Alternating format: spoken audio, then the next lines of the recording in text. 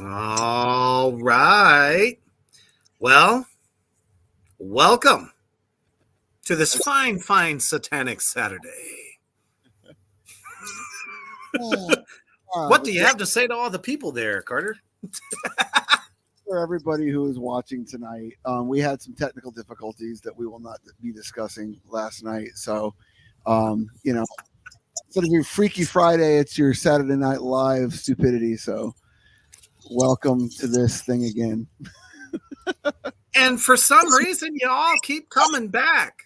And that's fantastic. We love that shit.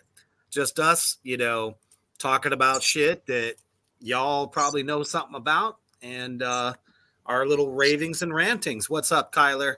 And everybody else that is now pouring in. So before we get into tonight's debauchery, we're going to take a quick commercial break to our brothers at Villain Arts Tattoos. Check them out.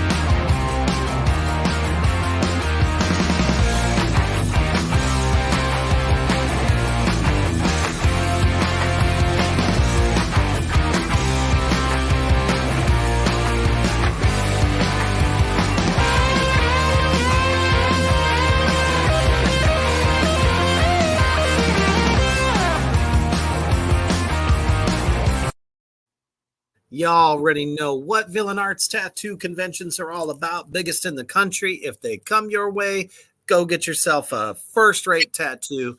Check out the cool art and all the performances. So check them out on Facebook, actually.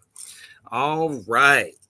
So we've got quite the goddamn list for you tonight. And we're going to start off with one that I just feel is just so fucking hilarious. And the fact that this is becoming a movie really kind of scares me. So there's this show that's started on YouTube during COVID. And, musicians were, notable musicians were doing all kinds of live social media stuff. During lockdown. I'm sure a lot of us remember that. And one of them just so happened to be the guitarist of King Crimson, Robert Fripp, and his unique wife. Because she, after reading interviews on this shit, she said that, first of all, they're not embarrassed. They think it's fun. So we're talking about a woman in her mid to late 60s, and obviously Robert is like 74. So when you get a look at this here, they started a show because apparently Robert was depressed that he could not go and do shows because everything was closed everywhere. So they started this little bad boy here. And you could just see from that picture alone, what are they doing? I hope that when I'm at least in my 60s, that I have the lack of give a fuck that Robert Fripp has.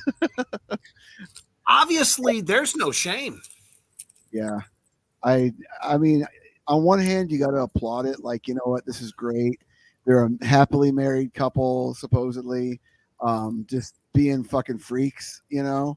And then on the other hand, it's kind of like, you know, it's you ever see like the Facebook profiles where it's like the guy and the girl, like Jim and Stacy Jones, Yeah. Facebook. That's because they do that because one of them was caught cheating, so they have to Oh, do that to keep. And I think maybe this type of thing is to keep one of the two like either off of drugs or out of trouble or in the house. You know, I mean, you just I don't know. It's fucking weird. It kind of reminds me of like a duo that would show up like on Pee Wee's Playhouse or on or some public access show of some sort, just oh really yeah. random. I'm glad that this kind of weird avant-garde like performance art is still going on nowadays. You know, I mean, I'm sure you and Mischief, with you guys are going to be pretty much doing something like that when you're when you're pushing 75. I could totally see it. You'll be on the You drums. know, I look at it this way: if Sid Haig in his 80s could still do Captain Spaulding, so can I. It's not Oh Captain yeah. Spaulding. Yeah. Well, I mean, 70 is the new 30, apparently. You So, know?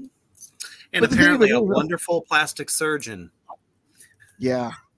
I mean, like you said, I mean, she's a pretty good looking older lady. You know, when you were in your 70s, you definitely. I mean, she's good. If she's in her 60s, she's good looking for someone in her 50s. You know, I mean, so they're having a blast. You know, it could be a trophy wife kind of deal. It could be the kind of deal where he's She loaded. apparently is, because in Europe, especially Britain, where they live, she is a very well known model and actress. Gotcha. Well, there you go. But it's funny because everybody that I've ever known that was like into progressive music, like King Crimson, or people that were into the Robert Fripp solo stuff, are these very serious, like anti-punk, anti-metal. Like if it's not super difficult to play and listen to, they don't like it kind of folks. And to see that like someone like Robert Fripp, it's just almost on this, he's almost kind of on a John Lydon tip, with this shit. You know what I mean? Crazy old fucking English dude, so I don't know. And the fact that they're going to make a movie out of it, I mean, but that's just the thing. There's a I don't know if you want to call it like an invisible wall between pop culture in the UK and the pop culture in the States. You know what I mean? Because like there's artists that are huge over there that are from the States that no one's heard of here, and then there's people that are from the UK that are huge there we haven't heard of. So this thing could be bigger than you and I are even aware of. You know what I'm saying? Like I But don't know. what are they going to call it? Portrait of Dementia? Early onset Alzheimer's variety hour. Suddenly they forgot who they were, and all he can play is old fucking 80s tunes. Hey, I'm a fan of Joan Jett, so I give him props for the I mean, fucking I dedication. am too, but he's like this virtuoso guitarist. Now he's just rocking out the simple shit. You bring up a very good point. He's sitting there playing just basic like 3-chord rock and roll when he's known for playing and creating some of those like you just difficult progressive riffs. So man, I don't even it's so funny, dude, because it's just like what can we say about this, because we're not from England, we're not really Right. in tune with like they could be the biggest the power couple right now. It's just amazing. But the bottom line is though they're making a feature length film about this. So I mean, Wayne's World happened. You know what I mean? This is true. And it was fun, but we'll let everybody out in Black Flame Land give us their opinion on this. I will play as much of it as we can possibly stomach, because after a point, I just want to die laughing. So Here's a little bit of Toya and Robert.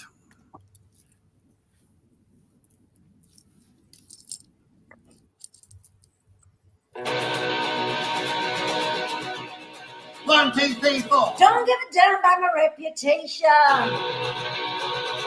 Living in the past is a new generation.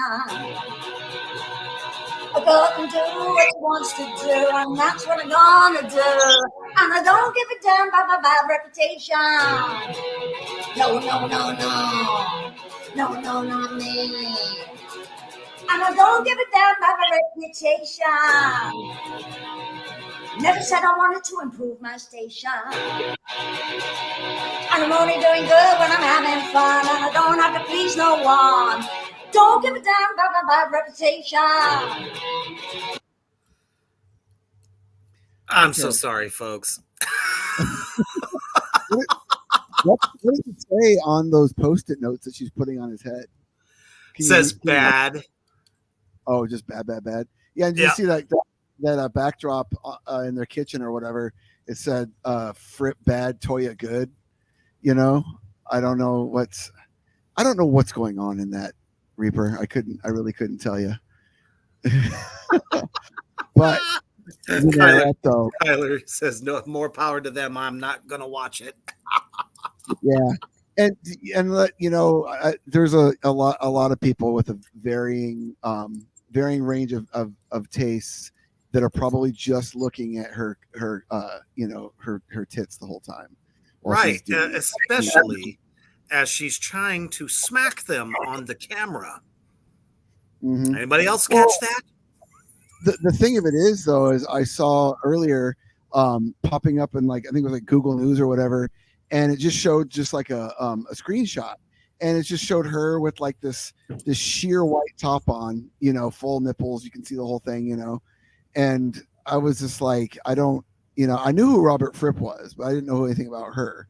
So right. all I can deduce is, because we are heading into another election cycle, that this is probably some sort of distraction to make us give a shit about these two senior citizens doing Joan Jett covers in a kitchen, so we can't see what the Biden administration or whoever else is running is cooking up. I think that's what this is.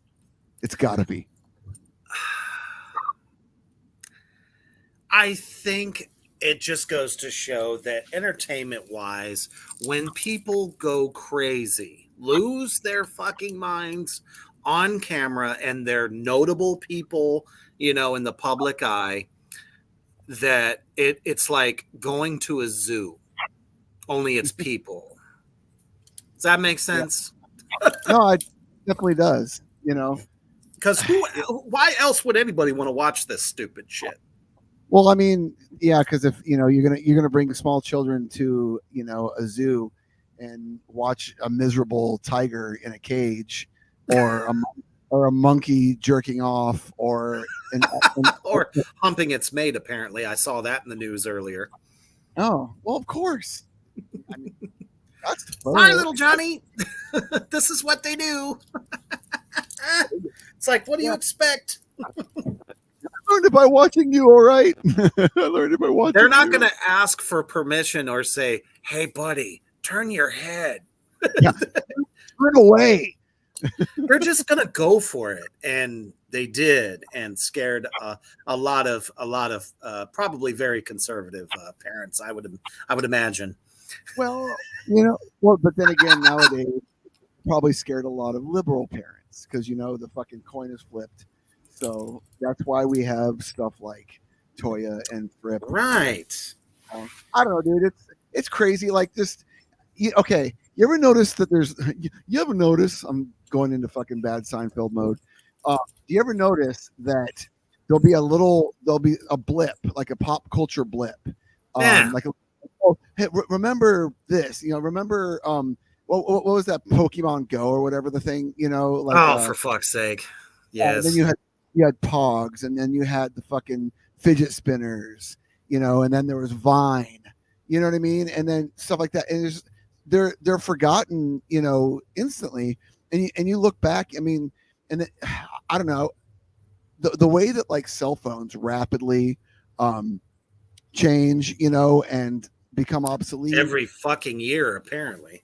I think it's the same with any sort of kind of like pop culture trend or any sort of trending hashtag of some sort, because we're talking about this Toya and Fripp thing, and people are going to be talking about it probably on other podcasts and other things.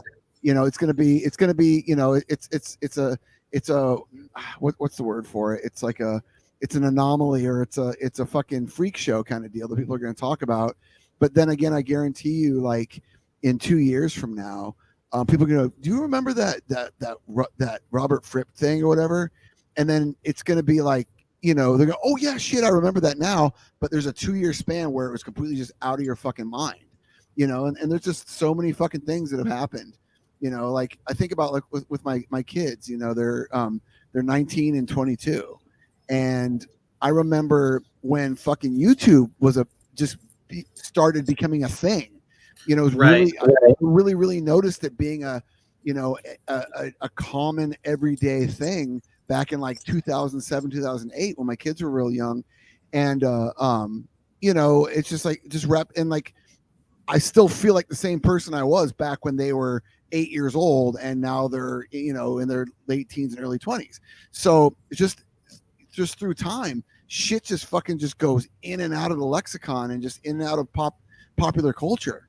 It's fucking incredible. I mean, I'm not trying to get all philosophical about it and and like weird, but shit, dude, this is just one of those things, man, that pops up. And one thing I was curious about is you were talking about a thing that I saw on my phone shortly before we went on the air, right? And I was wondering if I was seeing that just because of my algorithm, like things that I've searched, like if I'm looking up about guitar players or whatever, but the fact that it was like your algorithm and my algorithm, that shows to me that it's going to be something people are going to be talking about for a little while, so that's just, I don't even know. I don't care about it, which is the bottom line. I don't. Well, you have to remember also that Europe was on lockdown twice as long as we were. So naturally, everyone's on YouTube. Everyone's trying to figure out what to do, whether, they have a job where they can work from home, they could do that. And here they are. She can't go act or do this whatever stupid fucking thing she does.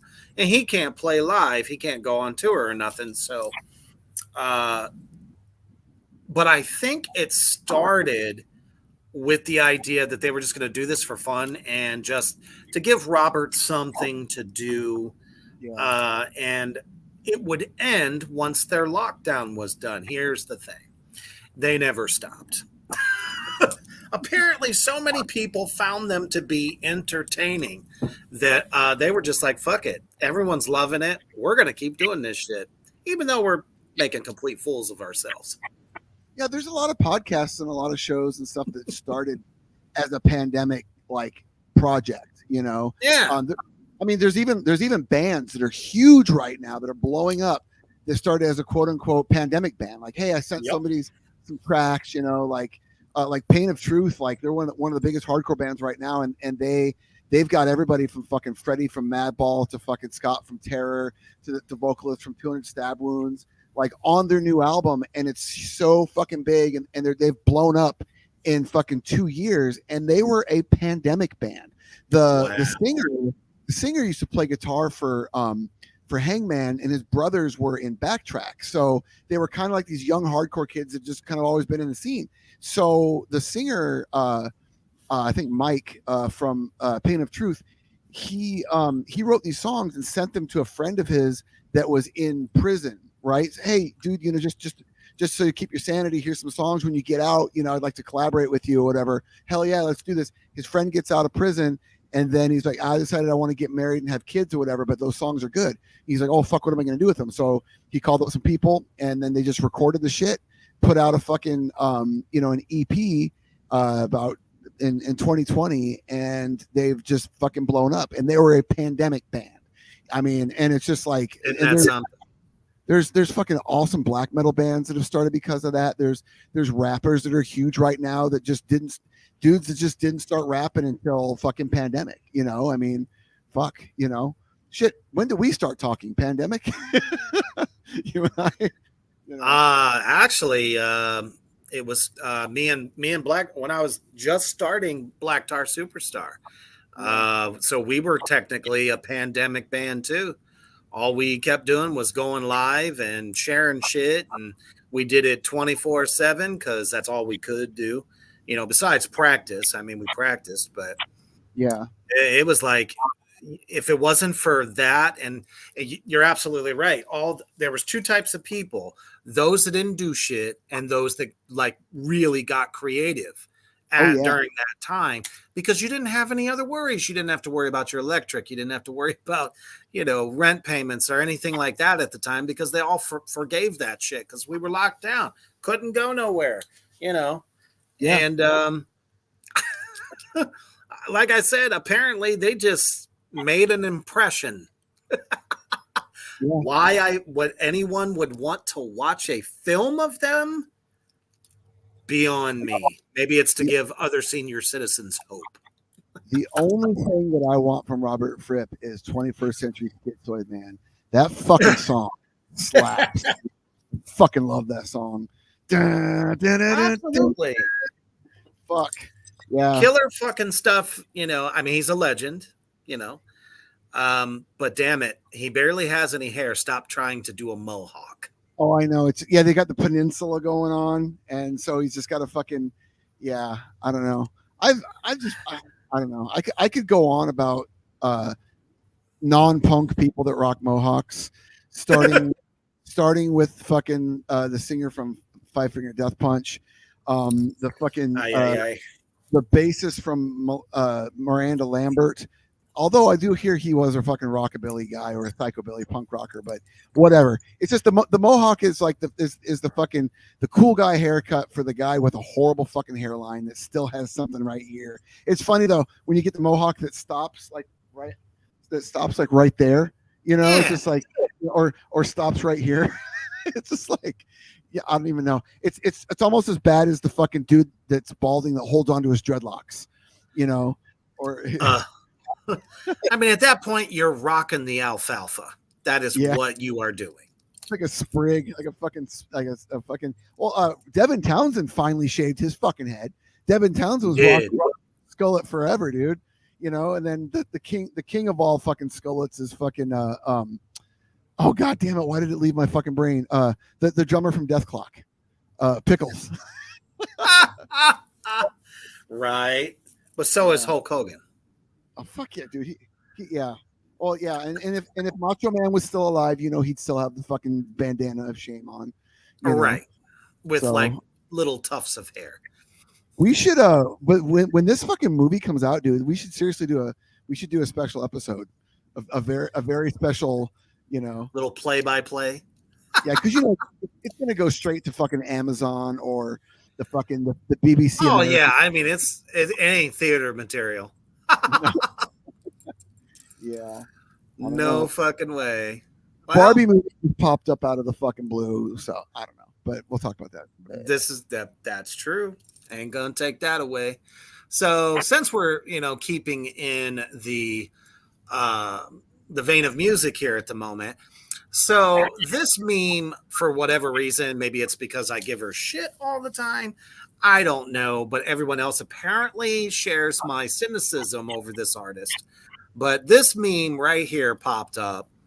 And it says Taylor Swift has written 100 songs about guys dumping her and none about making her man a sandwich and fetching him a beer. Coincidence? I don't think so. I mean, it is what it is. I mean, out of all these female artists that are out there, especially on that level, she's the one who gets dumped the most. Look at her, though. I don't think she knows what a sandwich is. I'm sorry. Green beans and rice passed her up. Oh, yeah. Beans and rice dismissed her. Yeah. She don't got back. You know what I mean? You know, she's very talented. I mean, obviously she's like what, $250 a ticket.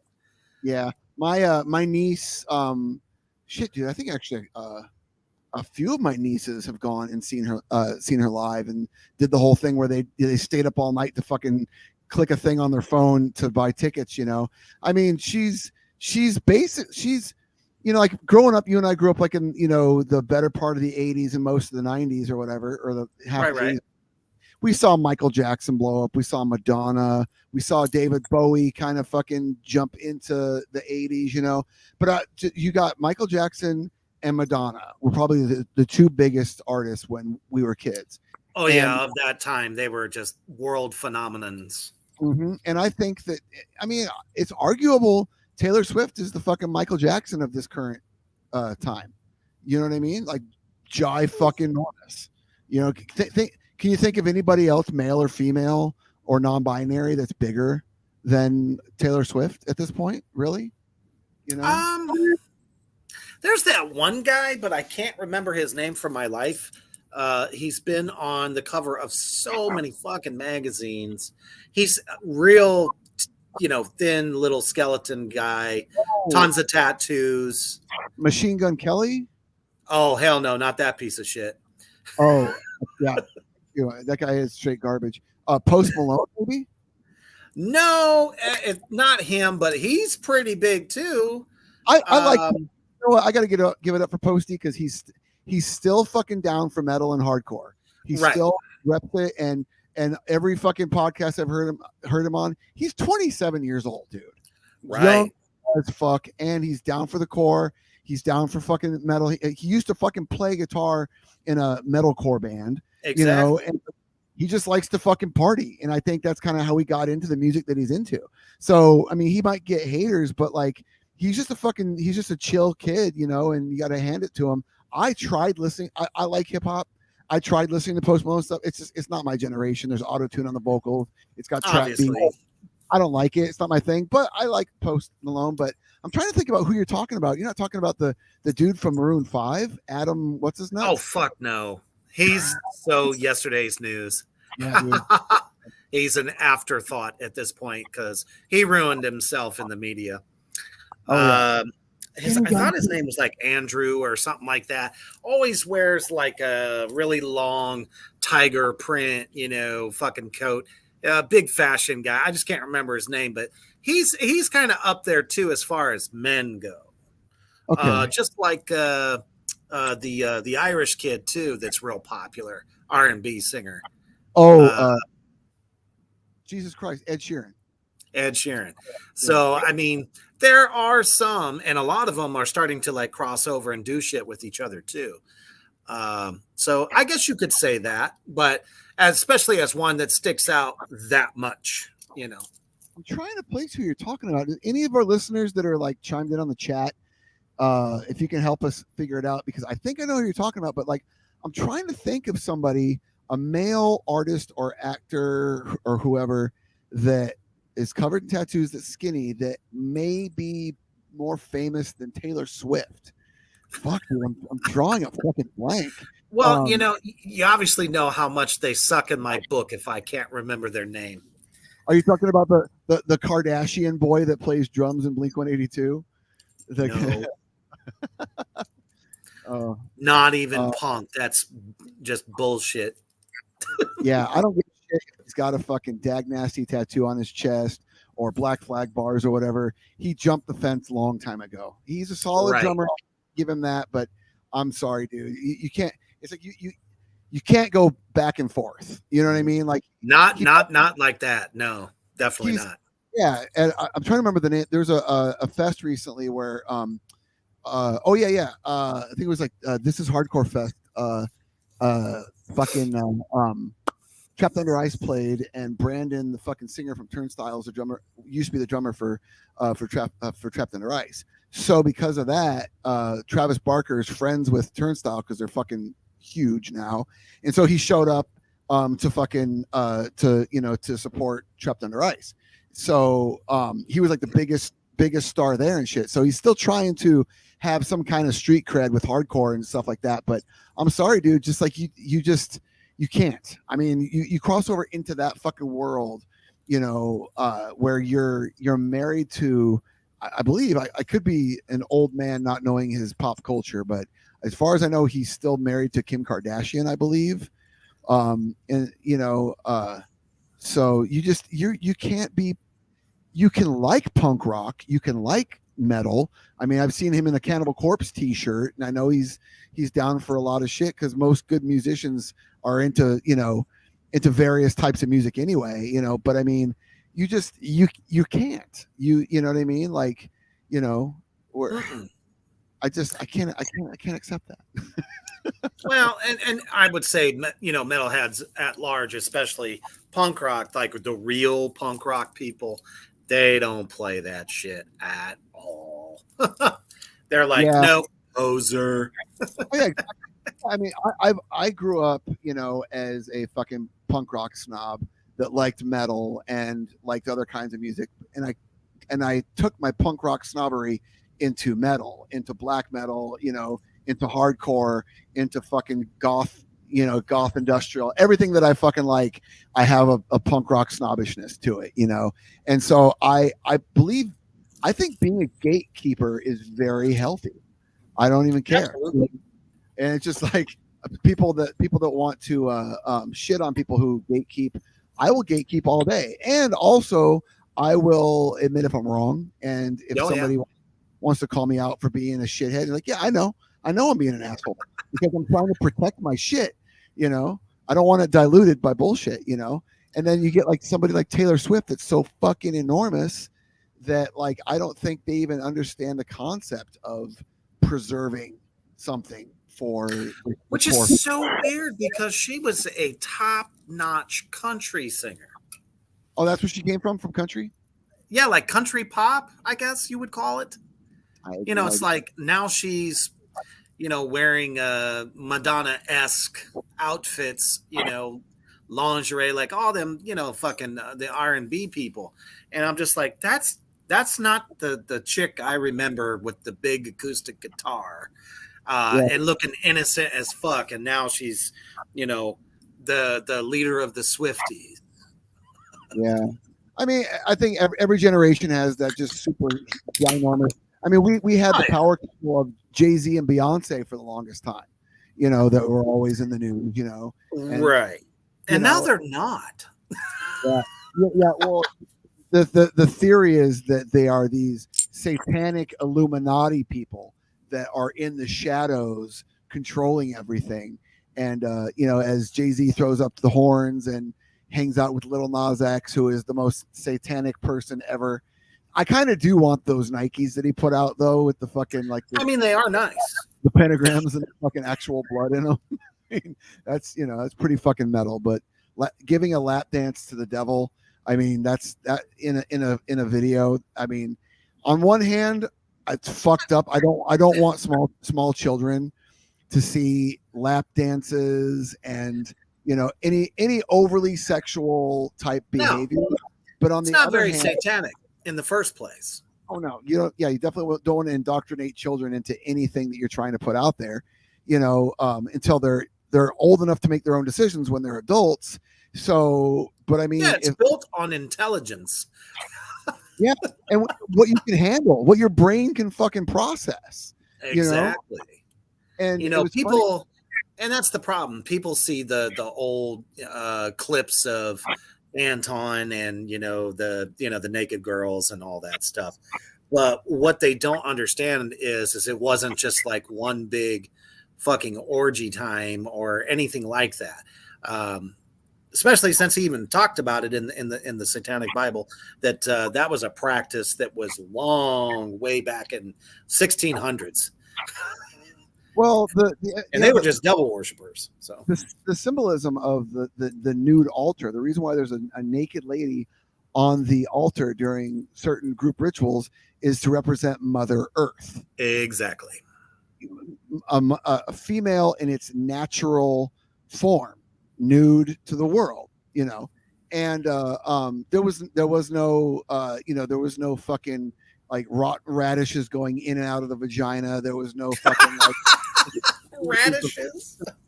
Dude, that's one of the examples that that Anton LaVey talks about in the Satanic Bible.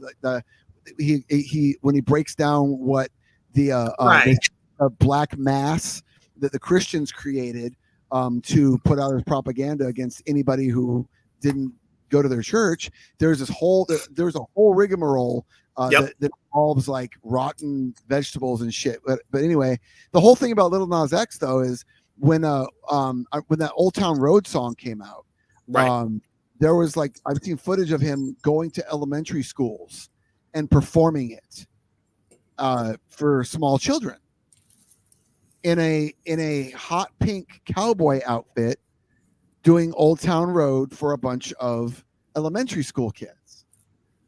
You know, I mean, on one hand, I mean, it's like, dude, freaks have fucking let your freak flag fly completely. Fucking, if you want to wear a fucking pink cowboy costume and fucking, you know, twerk, go the fuck for it. That is fucking awesome. But as a parent, you walk into my fucking kid's school like that, I am probably going to fucking exercise my constitutional carry and, you know, and brandish. Well, you know? I mean, it's just like, it sends the wrong message. Yeah. That the kids are ready for this. No, they're not. They're fucking not, you know. They don't even know who they are. They just know that they love, you know, little stuffed animals and Transformers and, you know. You know, think about it this way. Okay, so when we were kids, like probably second to fifth grade, Boy George was mad popular. Boy George was huge, and androgynous. He really was. Trans. Well, it wasn't transgender. He was a gay guy. No, he was just very flamboyant. Yeah. He, you know, whatever. And then, you know, and so I mean, Boy George kicked ass. You know, I fucking always, you know, for what Culture Club did for popular music back then, you know, and they had gay band members. Boy George was gay. Big fucking deal. Solid fucking pop music, top 40 music or whatever. But it wasn't built on the fact that any of them were gay either. None of us knew it. Exactly. It was just fucking awesome. These fucking just thought he was artsy. Yeah. You know, but you notice that Boy George always wore like big clothes. You know, like when I was a kid, I kind of thought of it as kind of like a clown with like a Hasidic Jew type top hat and like colorful like hair coming out and eye makeup, you know. And then also too, before I ever saw Boy George, I saw Adam Ant. I fucking loved it. Adam and the Ants were the shit, dude. That song Strip. Well, fuck, dude. You know what? That, come to think of it, that is fucked up. They had that song Strip. Strip for me, I'll strip for you. You know, in ancient times when women were blah and whatever. It's a very sexual. But like I'm sitting there in first grade, you know, seeing the video for Strip, seeing this fucking cool ass dude with the fucking like the stripes under his eyes. You know, punk rock as fuck, but playing like, you know. So I fucking loved Adam Ant. So if you think about it, back in 1981, 82, I was being exposed to hypersexual androgynous men, you know, so it's, you can't win. But we never thought of it that way. Nah. We were just like, wow, this is different. Okay. The beat's cool. Yeah, this is fucking rad. Yeah. And honestly, yeah, that's a great point because small kids, when they hear Old Town Road, even if they hear, you know, Shake It Off by Taylor Swift or Bad Blood by Taylor Swift, or if they even hear fucking Satan forbid Wet Ass Pussy comes across their fucking radar, WAP. I mean, it's unreal, dude. It's like I'm so fucking like out of the loop with pop culture that I'll be at work and we've got we play Sirius XM in the warehouse. Oh yeah. So like we choose which, we could just, you know, my boy Chuck comes in and he puts it on fucking Liquid Metal, you know, we're listening to fucking Cannibal Corpse and Slayer and fucking, you know, even, you know, whatever, just like, you know, and then we put it on fucking Ozzy's Boneyard where it's like fucking, you know, classic metal and shit, and then the fucking like the Ultimate 8 or the all 90s channel or the all 80s channel, and then somebody will put it on like TikTok radio. There's a TikTok radio station, and then they got their hands on everything.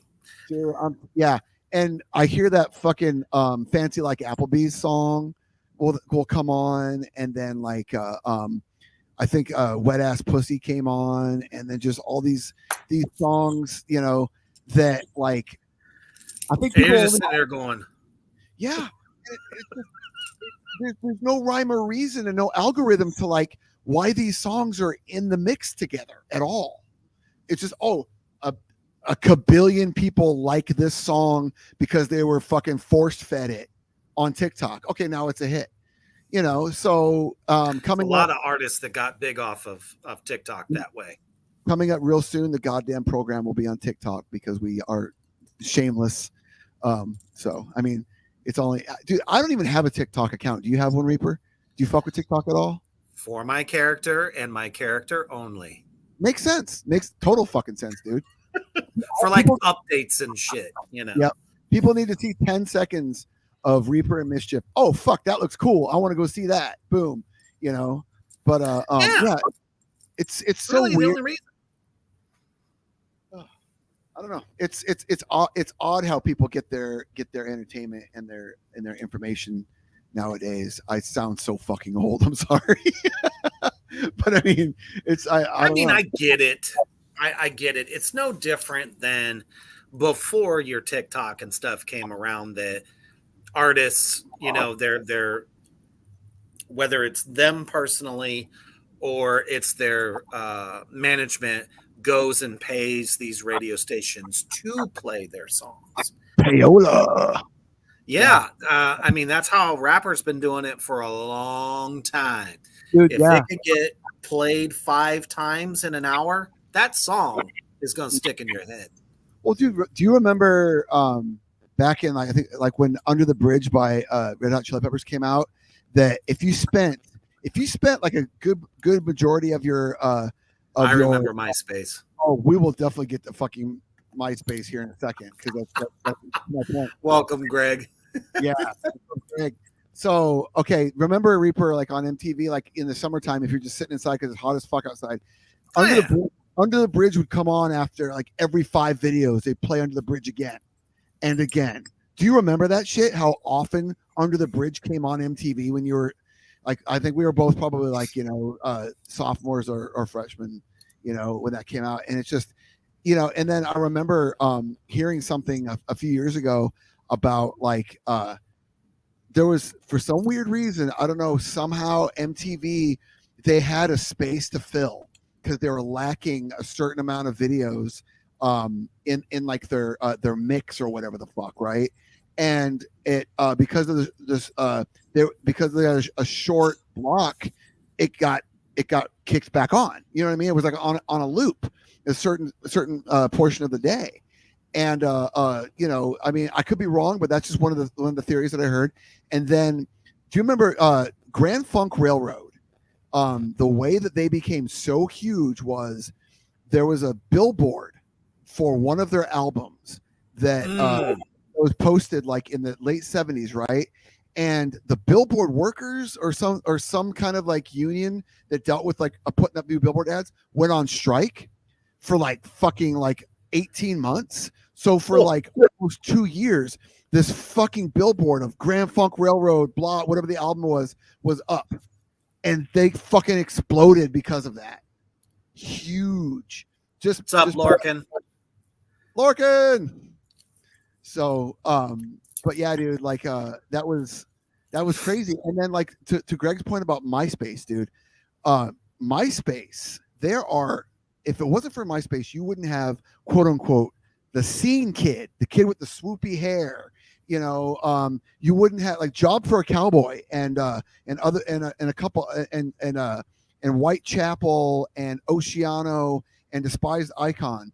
Those bands blew the fuck up and blew up the whole deathcore genre because of MySpace, because they were smart and they were MySpace bands. And not because they were like, you know, those bands did exist pre MySpace. You know, even like the Christian metalcore band Impending Doom, they were another one of those MySpace bands. And then when Ferret Records and Trustkill Records came out with like, you know, all the metalcore stuff that exploded, in like 2002 to 2005 or 2006. Like MySpace was huge from metalcore, deathcore, Juggalo related, ICP related shit. Shit, my band was pretty big because we used the hell out of that thing at the time. Yeah, dude. I mean, it was a smart move. Shit, dude. Like, yeah, the band I was in at the time, we connected with shit. I mean, we got on some of our best shows ever, and played with some of our idols because of MySpace. Because we just simply reached out and said, "Hey, you guys are coming through. Can we get on the show?" And they're like, "Hey, talk to this guy. They'll put you on there." You know what I mean? And it was just like it was a really good resource. Not that you can't do that. Yeah, not that you can't really do that on Facebook, but you can't do it as much on Facebook because Facebook is a way bigger monster than MySpace ever really was. And people of any sort of like with any kind of status or anything worth of shit going on, they get messaged on Facebook by the random person asking for A, B, or C. They're going to be like, well, fuck off.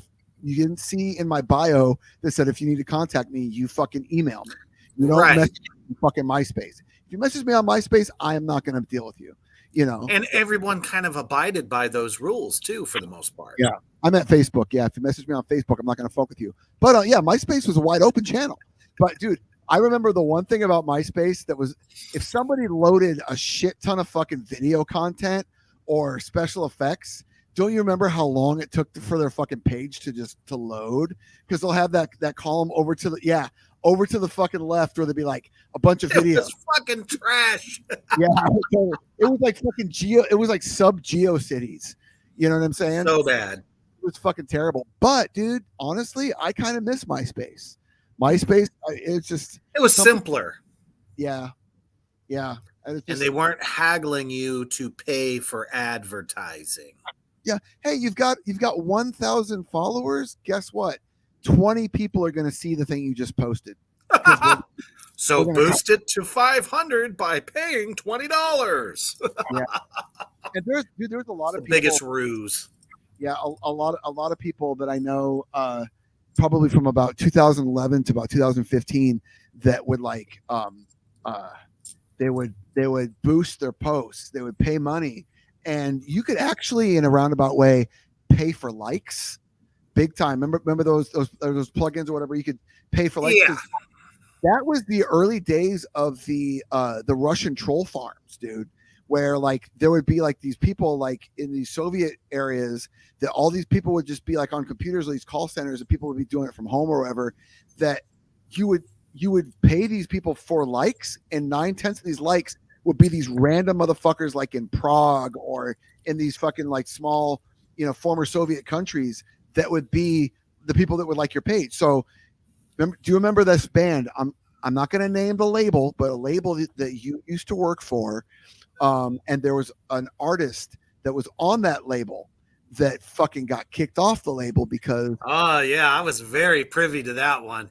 And I clowned the fuck out of them. And the funny thing about that is they actually wanted me to manage them. Yeah. And I was like, no.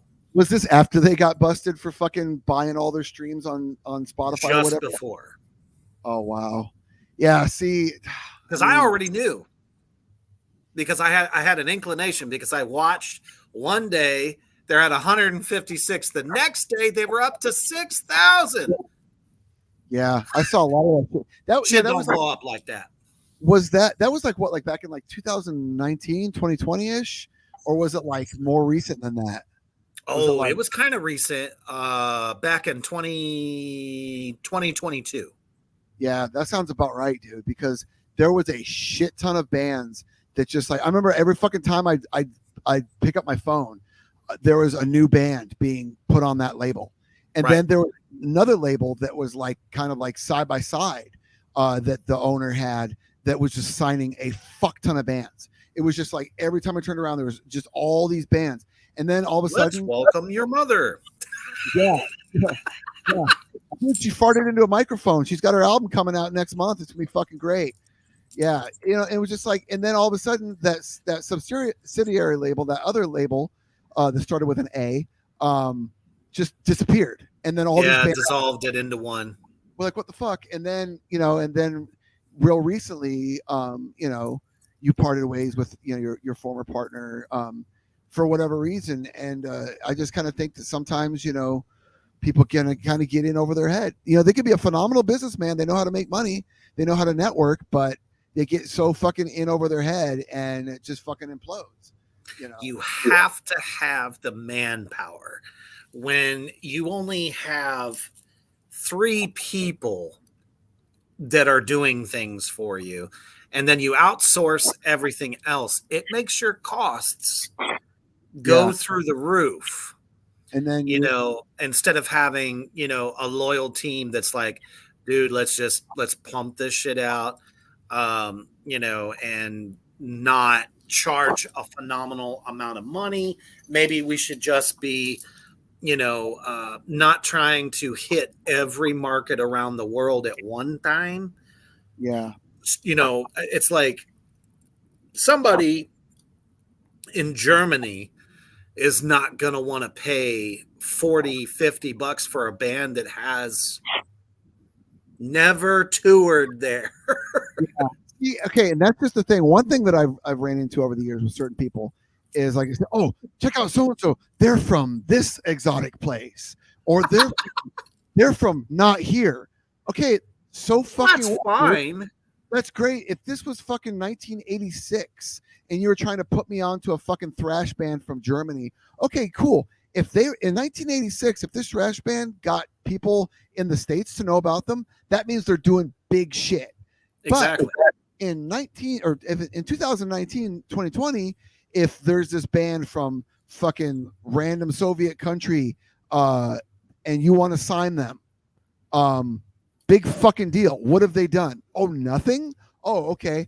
They sound cool to your ear and they're from far away. You should check them out. No, because there's a fucking band 2 hours away that is ginormous, that's fucking awesome, that's been fucking like slugging it out for fucking 15 years, that's paid their fucking dues, that bands or labels sign them because like, hey, look, you already did all this awesome work. You know how to fucking function. If I put my money into you and promote you, I know that it's going to be worth my time because you've proven to me that you motherfuckers can work, right? That's every fucking, Rule 101 fucking lesson to anybody in fucking new bands or anybody doing a band. That is the fucking secret to success.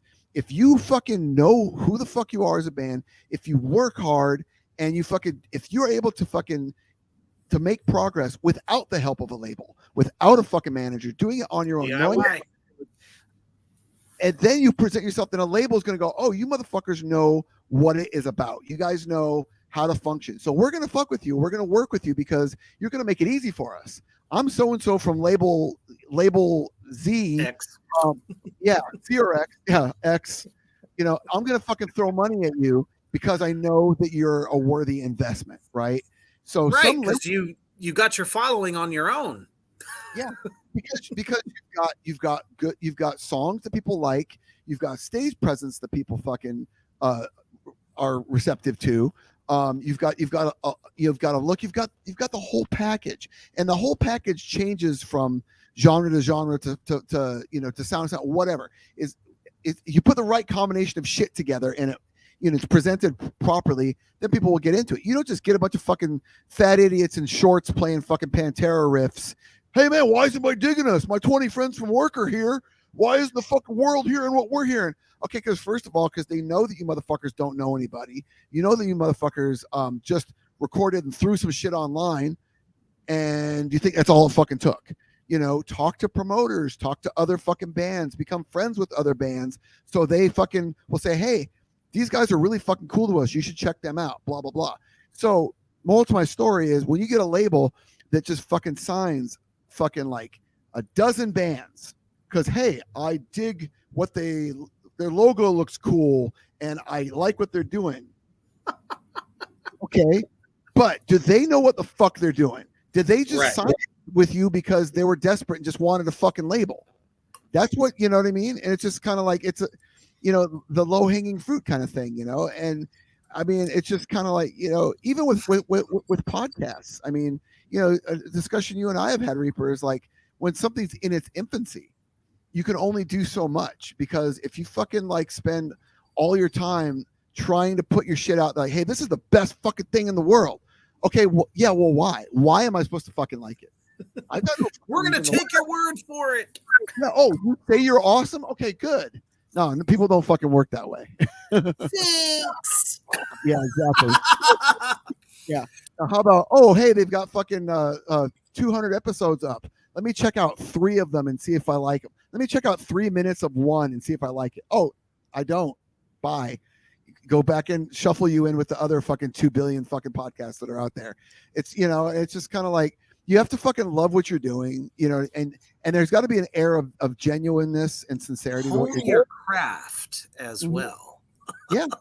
And believe in your shit. You know what I'm saying? Like, I mean, just like you see, you ever seen those bands on stage where you could tell that those guys probably had an argument before they went on stage, or you could tell that the fucking like the drummer can't stand the fucking bass player or some shit, you know what I mean? And it's just like, sure. you can see the tension on stage. And then there's the pros that there's that tension and you can't tell, because those motherfuckers are like, we are on stage because we want to do what's best for this band, for these songs, because everyone's ass is at stake. When we get off stage, I'm not going to fucking talk to you. I'm not going to fucking talk to you. I'm going to go do my own fucking thing. But while we're on stage, because there's so many famous bands, we think, these guys probably all live in the same house, just like the fucking Monkees, and they hang out and they're fucking all tight boys. But then you find out that, there's 5 different tour buses for each, a single tour. It's not the case. Yeah. Yeah. So that's a fucking, that was a random fucking tangent. I apologize. But anyway, what else happens you got frequently here? Yeah, it is what it is. The Dark Tangents podcast. So we're going to take things to a little bit of a lighter level here for just a moment. So there, we live in an age where everyone is literally trying to find or something that, calms them, relieves stress, brings anxiety levels down, just that anything, and they're just so hungry for it that it literally seems like everybody in the fucking world just tries to come up with this miracle thing. So this popped up one day and I said, what in the blue fuck? This is a 285 hertz sound. It is known as the healing tone. Helps in the healing of cuts, burns, and other physical wounds. Puts body into cellular regeneration to heal itself in the event of an injury. Leaves your body feeling rejuvenated and energized. Listen 3 to 4 times a day for maximum benefit. You tell me what the fuck you'd thought of that. I hate to break it to you, but you and your wife sell crystals in your store. Completely different thing, and we do not guarantee that it works for everyone. Yeah, I mean, it's one of those things where, like, okay, so there's Okay, I'm gonna get fucking sciencey. Vibrations are energy. Energy is electricity. So you've got fucking sound. Basically, can become the same kind of thing as, say, heat. Heat, if applied to an injury, it can heal, right? Sure. Just like it can heal. So it stands to reason that that could be something that could actually work in theory, like the, certain sound. So I don't know. Have you ever had a hot rock treatment? I want to say that when I've gone to the Korean nail salons and gotten my pedicure, you fucking put that hot rock on my leg. That's just fucking legit, dude. I mean, I know. But then again, is it though? I don't fucking know if it's. All I know is it's just, it's just this weird. The lady gets these fucking rocks out, she unwraps them, out of a wet rag and puts them all over my fucking leg and shit. So I don't know if it did. I feel good when I'm done, but I think it's because I got a fucking like a massage from my fucking knee down to my feet. You know, got my fucking nails taken care of. You know what I'm saying? Sure. So I'm feeling fucking great. You know, you get pampered, you feel awesome. But hot rock. What does is the hot rocks? Is it supposed to get varicose veins? It's placed on certain areas of pain. Okay, so let's say your lower back, your middle back, or maybe it's in your shoulders or something like that. I mean, I've seen people place it on their stomachs sometimes, their chest, if they hold a lot of stress there. So obviously, between the heat and the rock, and honestly, some minerals do have. It's also been scientifically proved that they do have, certain type of healing properties to it. It's to aid, not guarantees, like a megahertz tone listening 3 to 4 times a day. It's just gonna make it go away. Maybe what you're referring to is a fucking blast beat, because when I listen to black metal when I'm at work, I fucking feel great. What about the brown note? Oh, dude, the fucking brown note. Well, I mean, perhaps maybe throughout the day when I'm listening to Crowbar on my fucking, when I'm at work, and then I have to shit. I shit like 3 times a day at work. So maybe listening to fucking Typo Negative and Crowbar makes me shit, and listening to Immortal and Watain makes me happy and makes me move. I don't know. It's a fucking And to me, that makes perfect sense, because these are things that really kind of well up your own energy, which in turn sends signals all, from your ears all the way to your brain, all the way down to your feet, and you feel good. But you can't tell me that something that's going is going to heal a gash that I got from a fucking cutting knife in the kitchen. Yeah, that is suspect, considering it's talking about a sound wave that can heal flesh wounds. I don't know. That's a hard sell for me. That's what I'm not too much into sci-fi, but that just sounds like something that would come from some kind of like a sci-fi series of some sort. You know what I mean? But like, did you research what this sounds like? What do you know? I didn't go too far. I mean, I'm speculating, because what would that sound like? It would sound like a vibrator gone wrong, right? Maybe it's a low tone. Maybe it's a high tone. Is it super fast? Is it super slow? Does it give you a tickle? It sounds like a vibrator in a dresser drawer. And as soon as it goes on, whoosh! I can take my Band-Aid off and I am free. There you go. Yeah, that's kind of an interesting point, because people will read that. Okay, this is I'm gonna peel back the layers of this onion. So people will read that and they'll go, okay, people that think the way you and I do about, okay, we know that there's things that are science and magic without a K, science and magic thing. And sorry, Magic the Gathering people. So sorry. Yeah, you can keep your K. So basically, there's biology at play. There's sure, and the whole scientific side of it. So you read something like that, you go, okay, it makes sense. But then again, think about all the things that you could just make up and just put online, post in a meme or post that people will not research. They won't stop, and they're going to just believe. Oh, did you know that there's this sound that heals cuts? Oh, really? And then fucking like, a couple months later, what need doctors for then? Yeah, this lady from work, she told me that there's this sound that heals cuts. Then you get like this other scenario, people sitting, on the subway going to work, whatever. You know what? I see that cut, like that Band-Aid. How bad is that cut? It's kind of a flesh wound. You know what? There's actually a sound that can heal that. You should look it up.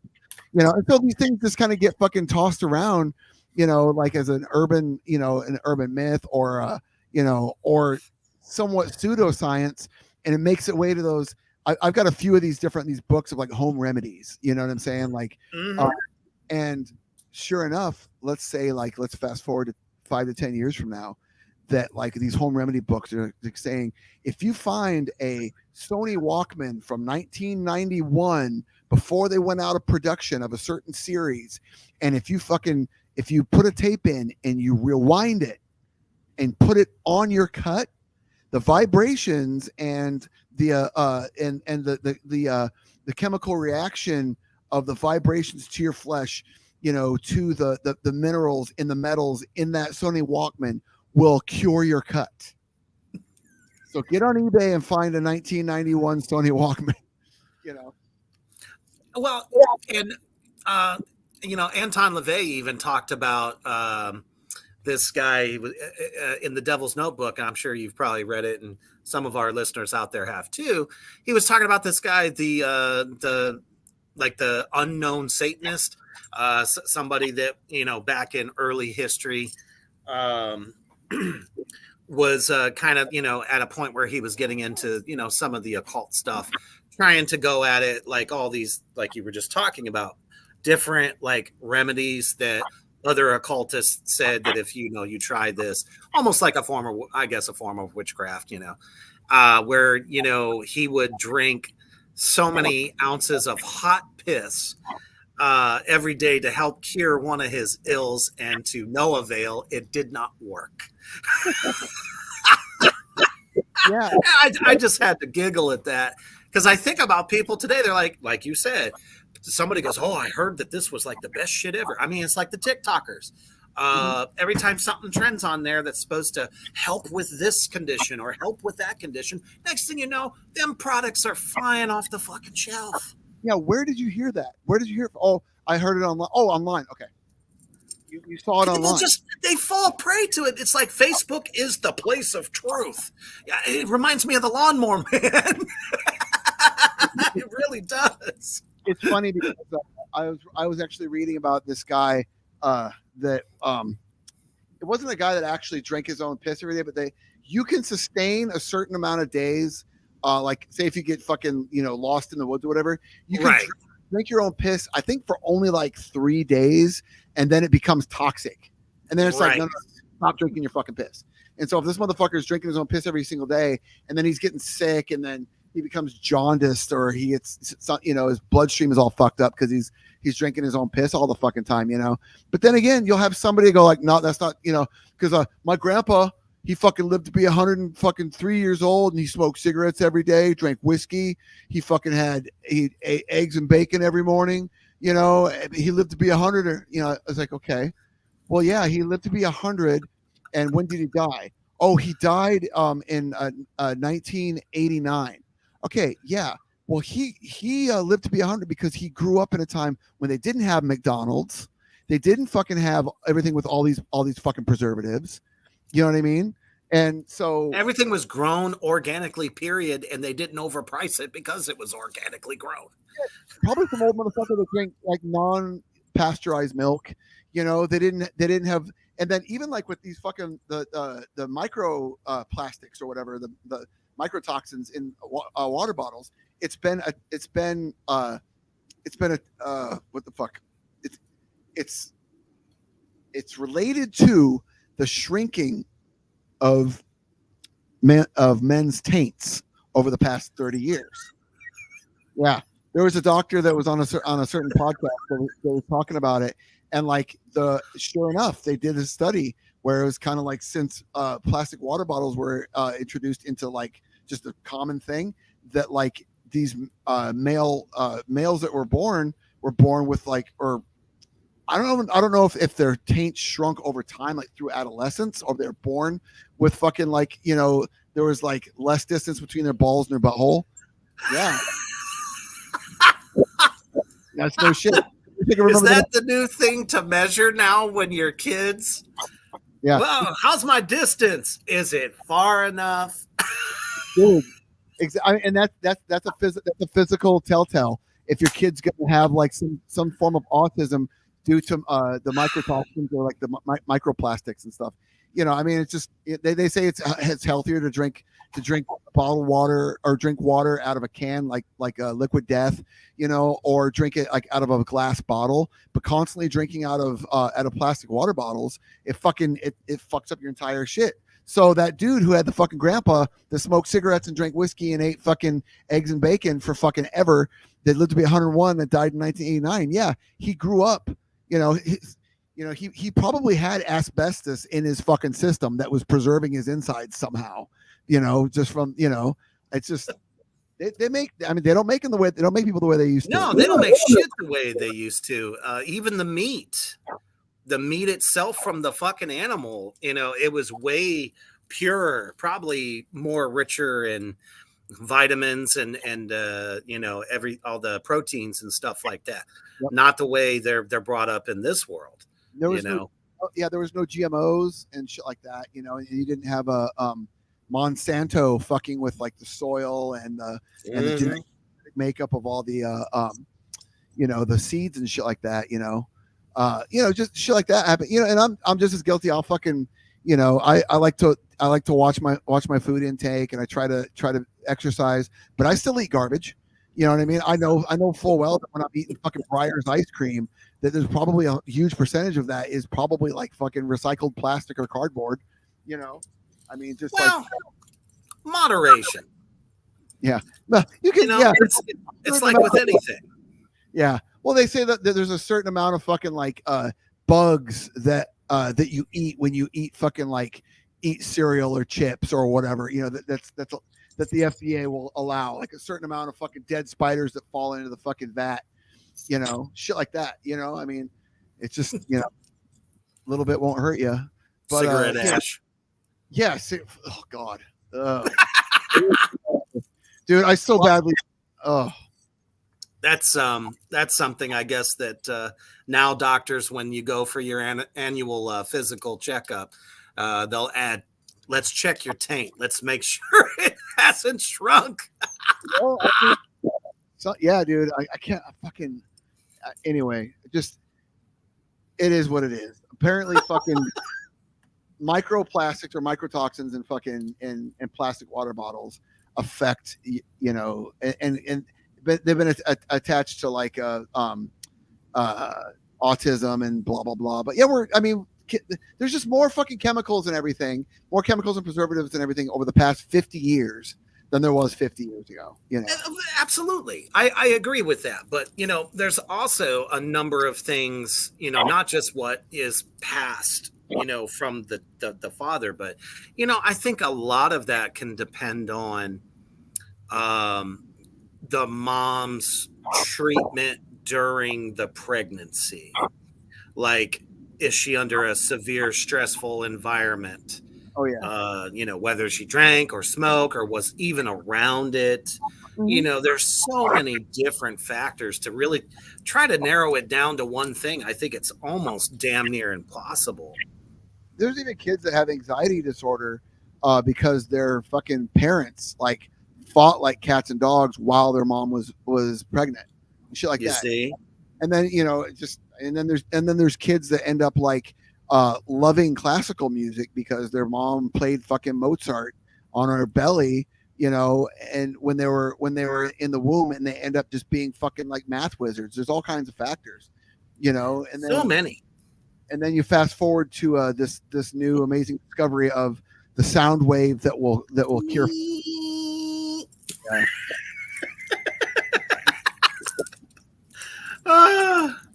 Well, sticking in the vein of, psychosis, if you will.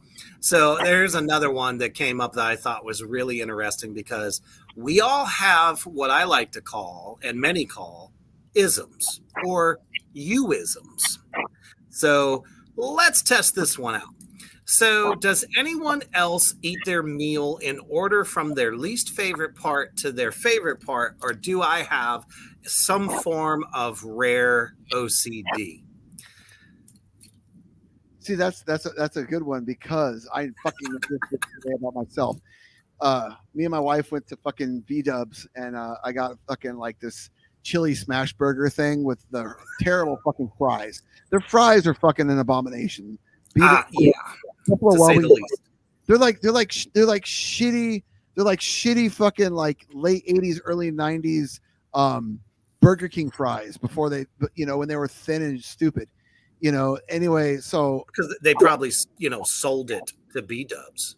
something. Yeah, they're just those terrible fucking skinny ass fries, dude. So anyway, I'm sitting there eating my meal, and I'm looking at this burger is fucking awesome looking, right? And I force myself to eat these fries, these bullshit fries, a few of them before I start my burger, and I realized why. I've been going to concerts and small club shows since since like 1991, right? Sure. You've got the opening band, the shitty band that you want to give it a chance. You want to give them a chance. Okay, cool, yeah, that was good. And then there's the next band. They're the middle band, who is a band that's a little bit more well known. People might have come to see them almost as much as they want to see the headliner. So they see them, and then there's the headliner. Oh, okay, I'm gonna totally, I can't wait to get to the headliner. So right, super hyped. I eat my meals like a fucking like a 3-band bill show,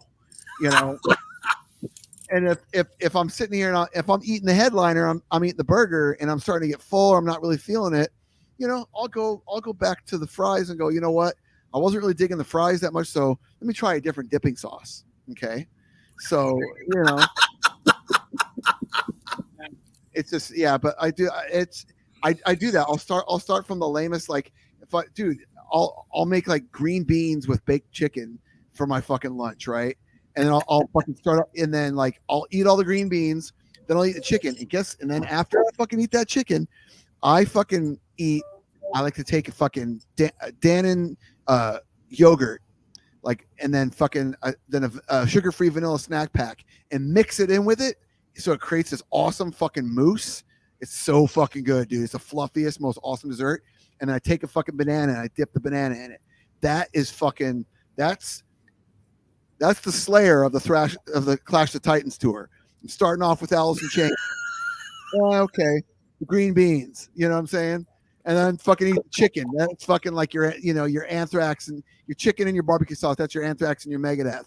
And then I'm eating my fucking like my fucking my triple berry yogurt with my banana. That's Slayer, dude. Headlining every fucking night.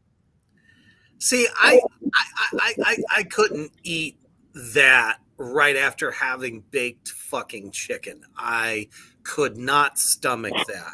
And it's Weird. not because I don't like it. It's just that I stopped drinking milk so long ago because for most part, actual milk today bothers my stomach. It just does. Some people develop like a sensitivity to it, like later in life. I'm not sure why. Super common nowadays, yeah.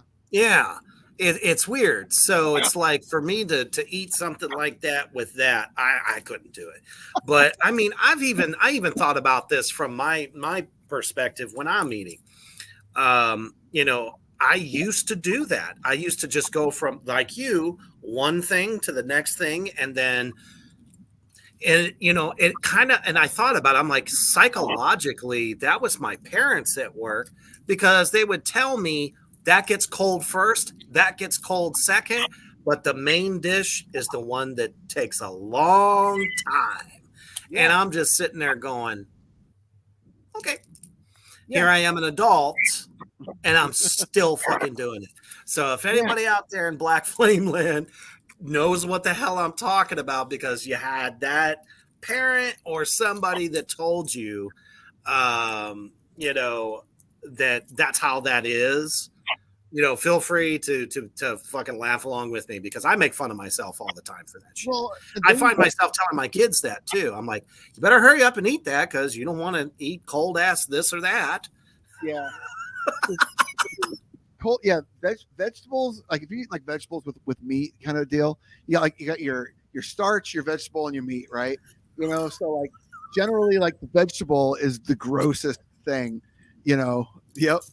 Austin. Yeah. So it's funny. Like vegetables are the grossest when they're cold.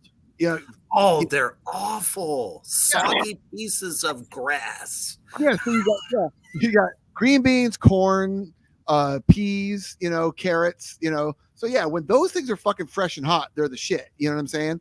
So you want to, Exactly. and then They you got got flavor, but it's like the flavor leaves it when it gets cold.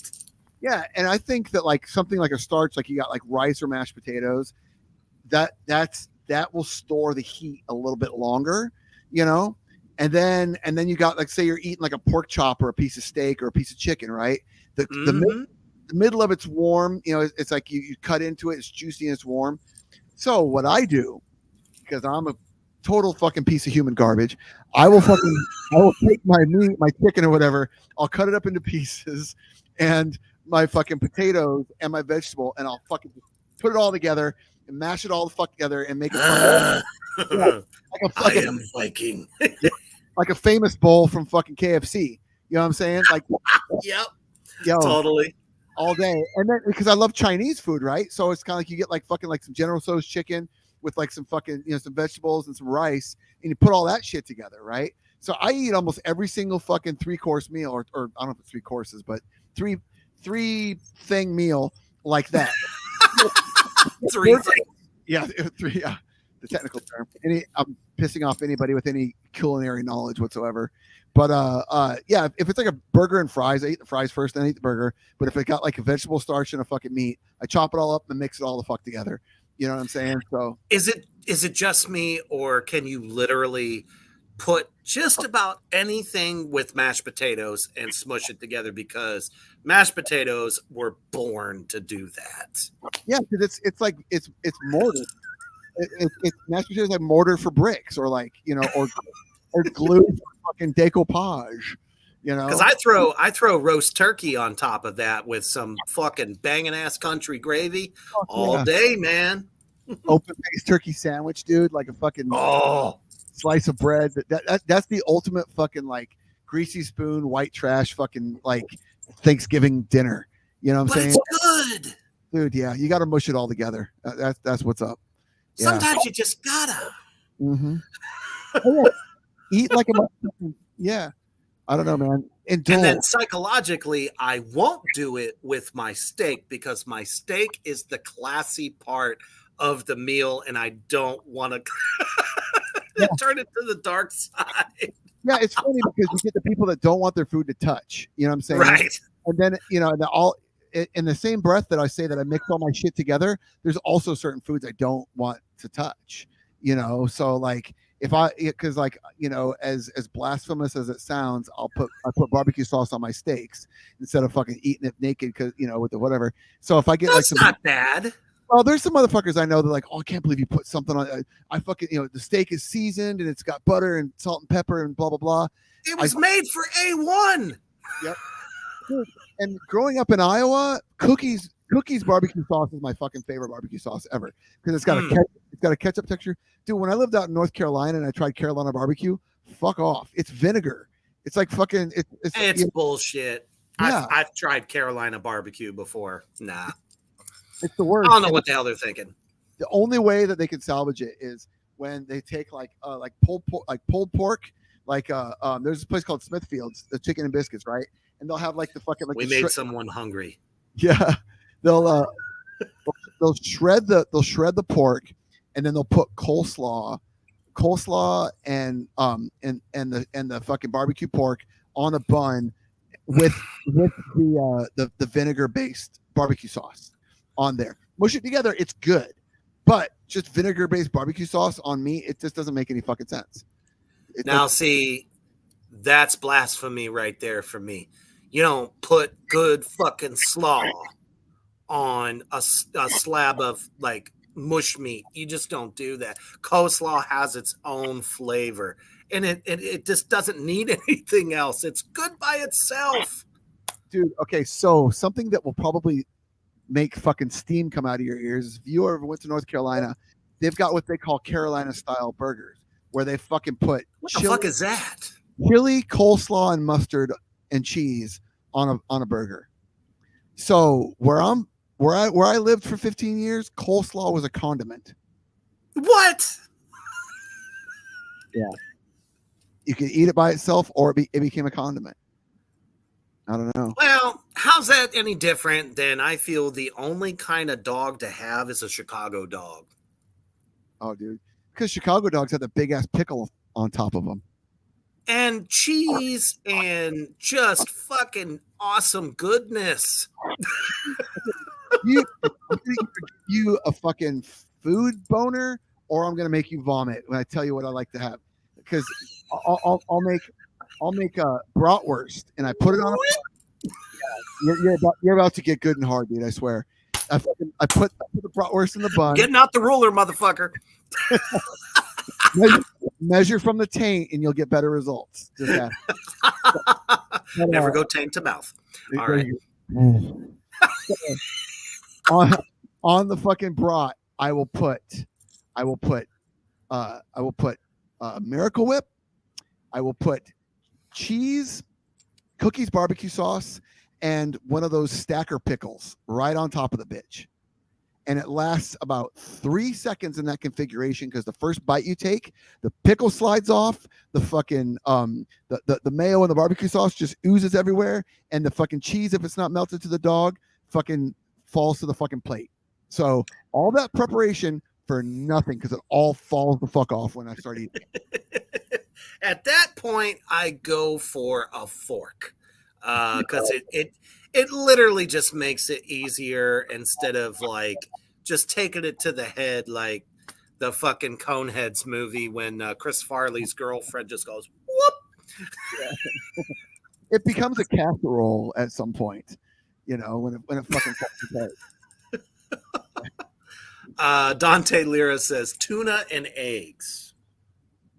What to get a stain out of together? Is that as a a meal? Tuna and eggs. I don't know. Tuna. You know, everybody's probably gonna make fun of Reaper. I feel it right now. The only way I can motherfucking eat some tuna is if it is smothered in Alfredo sauce over noodles. Alfredo? Oh, fuck yeah, dude. Oh, dude. I can chow down to that, but man, you have a piece of tuna touch my eggs, I'm gonna slap somebody. Yeah. Okay, and so back in the budget day, breakfast. That's rough.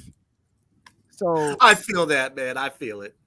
When my wife and I were at our lowest point financially, like years ago, like she would make this fucking phenomenal dish. It was egg noodles with I think either cream of mushroom or cream of chicken, and there was mayo thrown in, cooked up, and then there was peas. It's like this tuna and noodle thing that I guess like her grandma made or whatever. And it sounds like something from the fucking Depression, but it was so fucking creamy and good. The motherfuckers had innovation back there in the Depression. They created some fucking chip beef on toast. You know what I'm saying? You know, you adapt to your situation. But that actually just got me thinking, like, there was probably someone in everyone's family that used cream of chicken somehow in almost everything. Yeah. I swear. Just going through some of my mom's old my mom and dad's old recipes and stuff, there's like always cream of chicken somewhere. So when before my kids moved out, me and my wife we'd make dinner, and we would make a tater tot casserole with dude, that's a delicacy. It's fucking shepherd's pie, whatever you want to call it, but dude, you put hamburger meat on the bottom, and then you put the fucking the cream of chicken or cream of mushroom, either one, on top of that, and then I would put green beans on top of that. And then I would put another layer of soup on top of the green beans. Then you put the fucking tater tots on top of the green beans, and then you put fucking shredded cheese on top and bake that shit. Oh my god, dude! No, I get the science there. It keeps certain things moist. Yeah, dude, it's like it really does. It's like when you see like a fucking like a cutaway of Earth. You got the fucking the grass, the fucking soil, the bedrock, and whatnot. It's like you gotta layer it. You know what I'm saying? And cream of chicken soup is the fucking shit. I love creamy stuff. So I mean, so back to that meme. How would you go about eating that? Shut up. I know what the fuck you're thinking. Hey, you said it, God damn it, not me. Yeah. But then again, just clip that for a drop. We'll use that later on. I think so. One program when Carter says, "I love creamy stuff." Yeah, join us every Friday night on the goddamn program. I like creamy stuff. If you enjoy creamy stuff. Now, if Adrian Barbeau said that, dude, I'd make a motherfucker jump. I just watched Escape from New York the other night. She was in some of the best classic movies. I just watched her in the original The Fog. She was in The Fog. Oh shit, dude. She was the radio DJ. So is she in a lot of John Carpenter movies then? Oh yeah.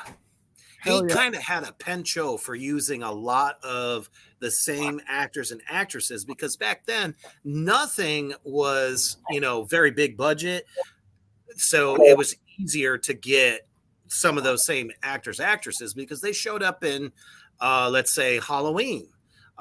Jamie Lee Curtis and Adrian Barbeau was both in The Fog. And then even in like Halloween 3, Season of the Witch, it's just like he kept using them until he got to The Thing.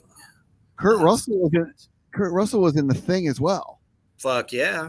Kurt Russell was in The Thing. He was in Escape from New York. I think he was was all he in the classics. Was he in Prince of Darkness and Village of the Damned as well, or no? Was Donald Pleasance was. Okay, yeah. Yeah, I mean, dude, I'm actually right now, I'm on a big John Carpenter kick. Big time, dude. Like, I didn't fucking realize that, like, the movie. Ain't nothing wrong with that. Fuck, dude. I'm telling you, like, they live with the fucking, the best 11-minute fight scene ever. I came to chew bubblegum and kick ass, and I'm all out of gum. Roddy Piper was built for that fucking role, even though, tell me why every scene he's walking. Every time you see him, he's walking somewhere. Just the man never fucking stops unless he's kicking somebody's ass, and then he stops. He's just always walking.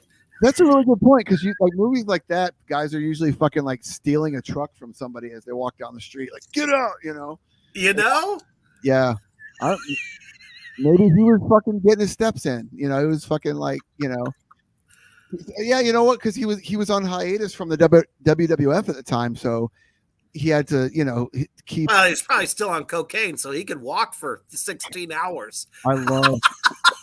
Dude, I fucking love coked up Roddy Piper so much. Who the fuck didn't? That's why they loved his character, and it took nothing for him to smash somebody through a window or something over their fucking head. The coconut. The coconut is classic, dude. Dude. It sucks. Roddy Piper died in fucking 2018, I believe. I know, man. And it wasn't even like because of any kind of substance abuse he did. It's because he got fucking cancer. Oh, okay, wow, yeah. There's a good handful of like wrestlers that kind of like they would have cancer for a long time, and they never talked about it. And then there's like because I want to say that Dusty Rhodes passed away because of some he had cancer too. Really? That's why he got so thin. No shit. That's crazy. Yeah. It was literally eating all his fat away that made him famous. I hate to say that, wherever you are, Dusty, Fuck yeah. Son of a plumber. The Iron Sheik, he outlived them all. Yeah, didn't he pass away like last week or 2 weeks ago? Oh, it was fairly recent. Yep. Yeah. So, man, there was some radio show that I used to listen to in the morning. I don't know, it was like 10, 15 years ago, and they would always do like this kind of like this thing where they would like either once a week or every day where they go, oh, we lost another one. They'd always talk about a pro wrestler that passed away, even if it was somebody from like the 60s or the 70s or whatever, or someone from the golden era. Like wrestlers were just fucking passing away left and right. And it's just like they fucking lived hard, dude. Those motherfuckers they would wrestle 7 days a week, sometimes 2 or 3 times a day. I mean, injury after injury. Mm-hmm. No recovery time, man. Mm-mm. None whatsoever. I just like, and I heard that like when the hardcore wrestling, like ECW and that, when they started using like the staple guns in the in the matches and shit, I heard that they would have a thing like, say if a guy would be wrestling like the night before, oh, you got to wrestle tomorrow night, such and such, but your fucking head split open. So we don't have time to take you to the emergency room with staples. I got this fucking staple gun. I'm coked up. It's 4 a.m. Let's fucking go. Let's do this shit, whatever. And then they're like, wait a minute. Okay, so you could staple someone's head and it doesn't hurt that bad. Sure, when you're fucked up. Now, these guys would go out in the ring and like, oh, okay, oh, he's under the ring. He comes out. Oh, he's got a staple gun. He pulled the fucking staple gun out from under the ring and, So it's just kind of like, okay. So I heard that that's where they accidentally discovered that you could staple someone's head and they won't fucking die from it. I totally believe that.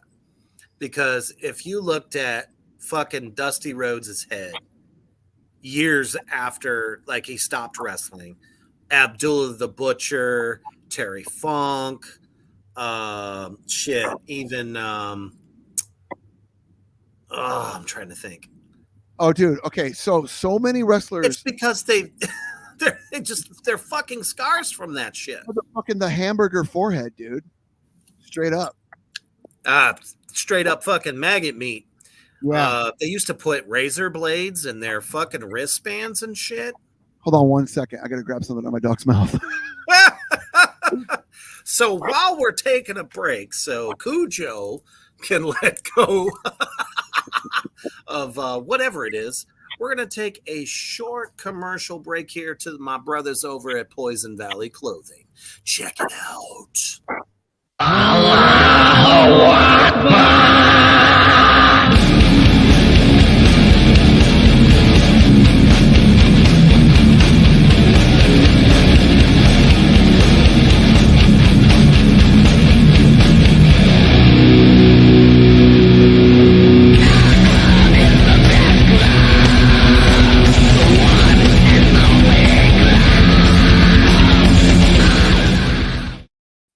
That's right. Classic custom designs at a very affordable price. Stop paying $29 for the licensed shit. Have a custom shirt made for you by Poison Valley Clothing. Check that shit out on Facebook. Fast shipping. Good shit. Really, really fucking good looking stuff, actually. I like the sublimated shirt designs, He's currently doing a artist series because he hand draws all the designs. He doesn't do it digitally. He hand draws everything, and then whatever process that is in order to slap it onto the t-shirt. And he's gone back and grabbed some of these really fucking unique zombie designs that he did, and they're just fucking selling, man. They are fucking a banging t-shirt, man. And they're based out of the UK. Is that where they're from? Yep. Yeah. You know who else? Speaking of good artists, like John from Morgrot Magazine and Morgrot Records. Oh yeah, we're gonna be displaying his art here, dude. His fucking his hand drawn artwork is just super good. He's just I think he uses a what are those? It looks like an iPad. But you can draw on them or whatever. It's like I think it's called the Artist Series Draw Pad. Yeah, something like that. Yeah, I've seen guys use something crazy like that. Yeah, his shit's awesome, dude. He did this. Before we get to the last of the goddamn list for tonight, quick shout out to my brothers over at Black Sasquatch for the awesome T-shirt. I love you guys, and they even gave me a signed copy of their CD. They were on Reaper's Underground a couple of days ago. And it's crazy because they also have their own brand of beard oil. And I showed it to my wife and I was like, you know what? Why does it look like old school cough syrup?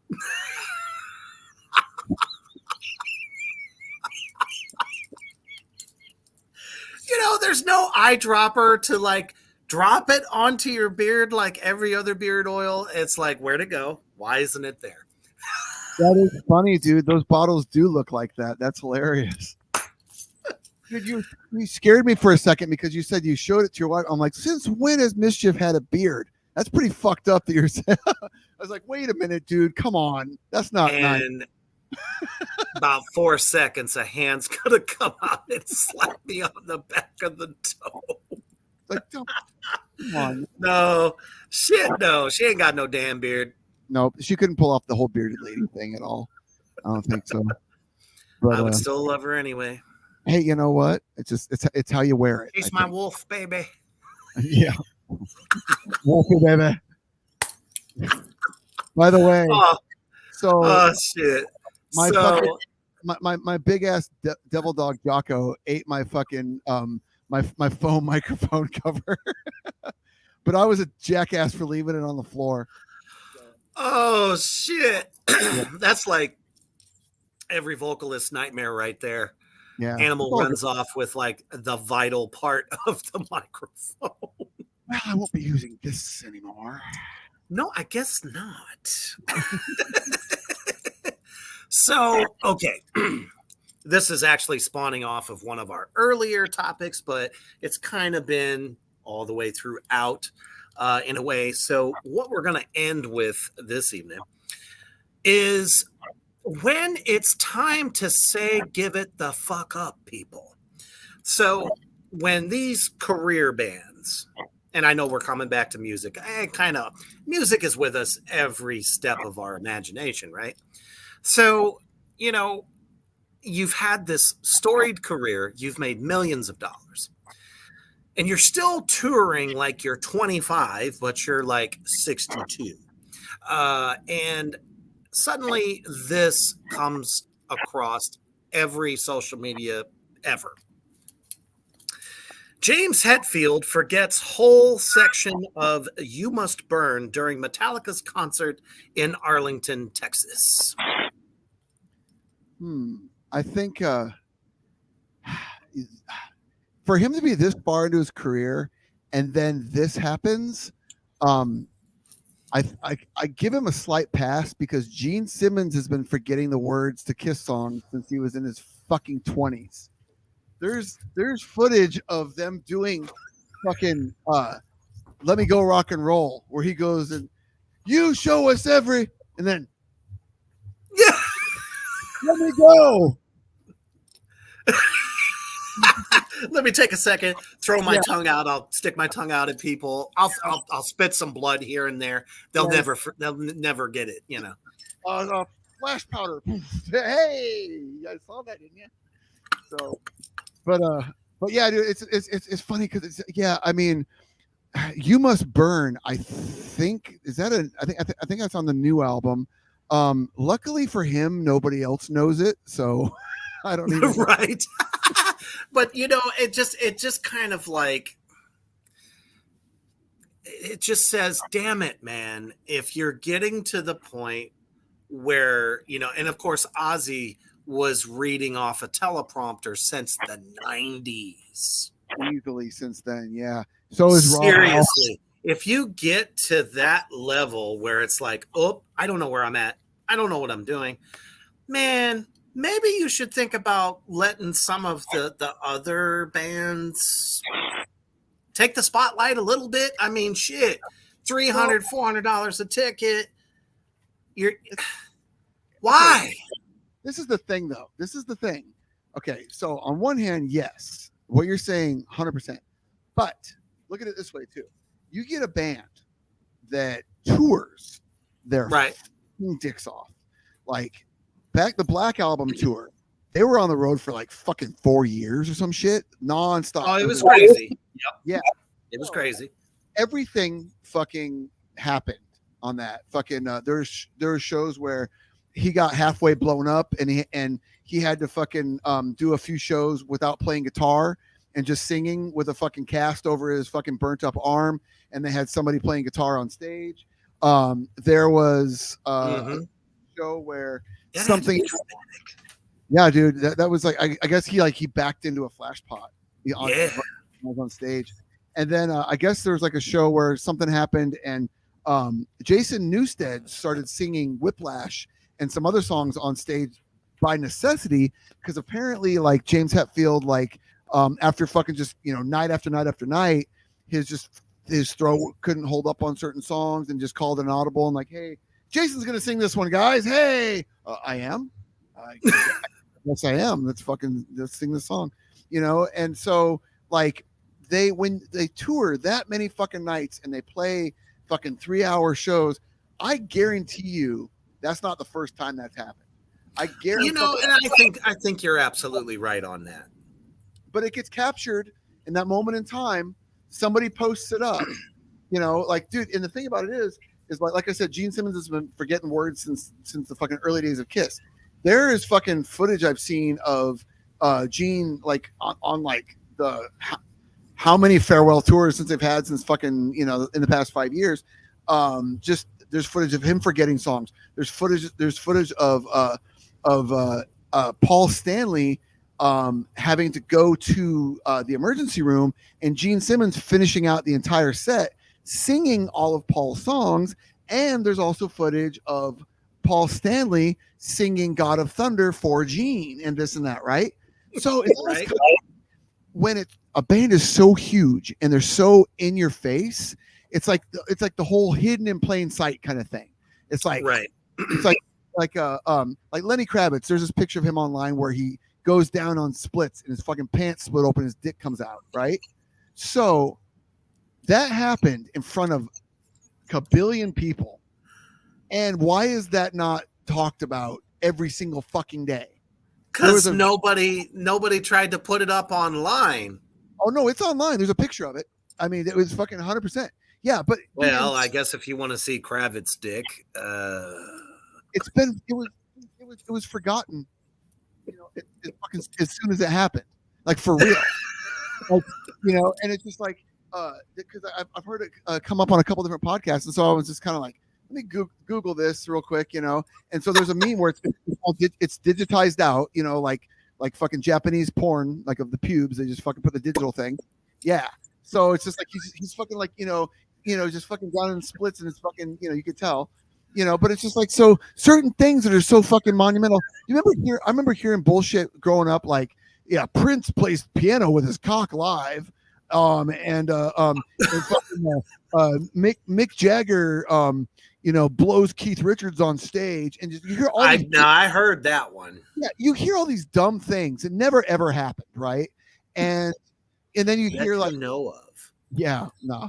Dude, fucking don't fuck with Keith and Mick, dude. That's a fucking but you hear these old myths, like like Rod Stewart having his fucking stomach pumped of cum. You know what I'm saying? Oh man. Or Richard Gere and the gerbil up the ass. Yeah. Apparently that's been substantiated due to some Scientology shit. I don't fucking know, but we could go on that some other time. But the bottom line is this, though. Like, there's certain things that even when they were not true, people would talk about it all the fucking time.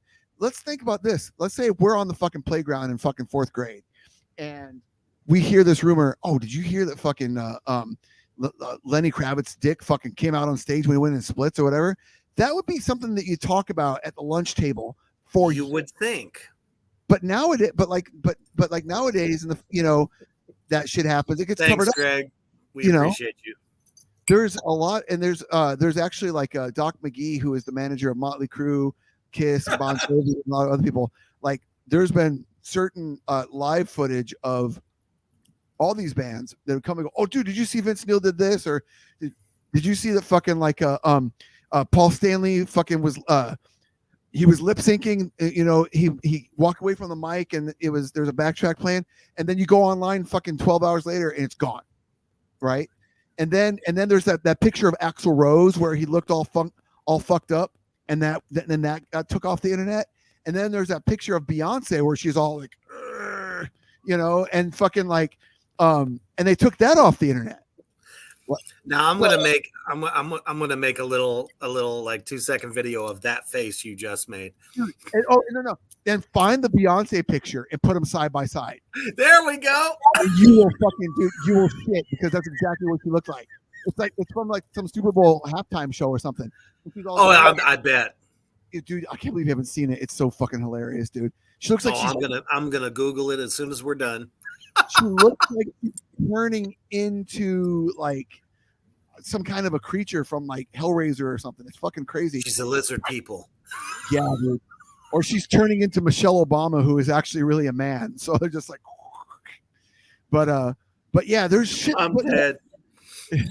But shit just pops up though, dude. And like, so for people to fucking get on James Hetfield for blanking out on show number 265 of the fucking 72 seasons tour, when he's like when he's in his early 60s, late 50s or whatever, and his brain is so fried from his past alcoholism, he's right. You know what I'm saying? It's just kind of like, this is the thing you're gonna fucking like try to post and fucking like make him look bad. They put out a 2.5 hour like thing that made them look bad called Some Kind of Monster. Yes, they did. So I think that James Hetfield is Teflon now. You really can't get to him over forgetting the words to a fucking new song, But here's the thing though, when they do their shows like in the round and stuff, I don't think Metallica uses teleprompters. So kudos, they don't. I'm sure they do now. Dude, Rob Halford's like this the whole time. Blah, blah, blah, blah, blah, blah. But every time you see him though, his eyes is closed. Yes, I've seen footage of him with fucking sunglasses on, just standing there holding the mic, wearing his fucking like the trench coat thing, looking down at the fucking. That's true. But dude, he's the fucking metal god. He's the metal god. So you can't fuck with him, dude. I'm sorry. Halford's in my Mount Rushmore. I'll give him a pass, dude. He could be up on stage, sitting on a stool, eating a fucking sandwich while fucking the rest of the band plays. I'll be like, fucking metal god. That's what he does. Jimmy John's, and you guys are gonna fucking pay $150 for a fucking nosebleed ticket, and you're gonna love it.